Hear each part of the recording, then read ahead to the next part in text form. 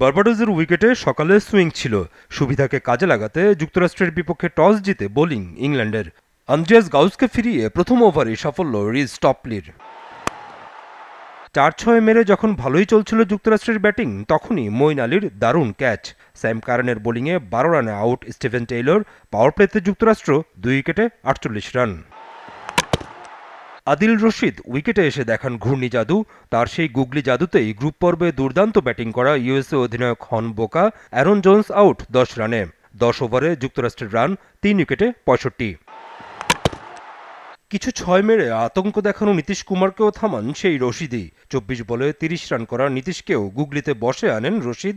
যুক্তরাষ্ট্র হারায় চতুর্থ উইকেট।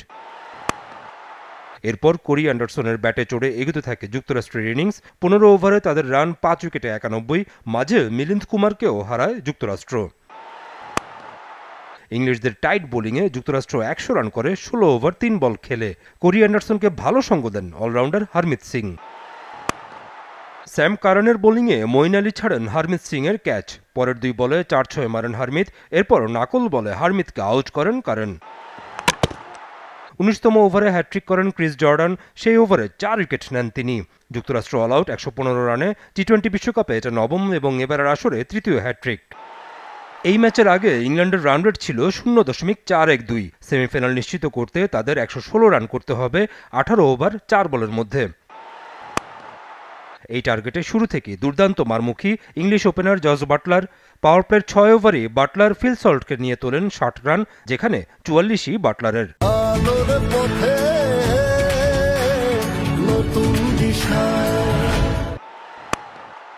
৮৬ মিটার লম্বা ৬ মেরে নিজের ৫০ পূর্ণ করেন জস বাটলার। ৩২ বলে ৩টি ৬ ও ৫টি ৪-এ ক্যারিয়ারের ২৪তম টি-২০ ৫০ করেন ইংলিশ অধিনায়ক। হারমিতের সেই ওভারে ৫টি ৬-এ ৩২ রান পায় ইংল্যান্ড। ম্যাচ জিতে তারা ১০ উইকেটেই। ৩ ম্যাচ খেলে ২টি জয়ে সেমিফাইনাল নিশ্চিত ইংল্যান্ডের। বাটলার ৩৮ বলে ৮৩ ও সল্ট অপরাজিত ২৫ রানে।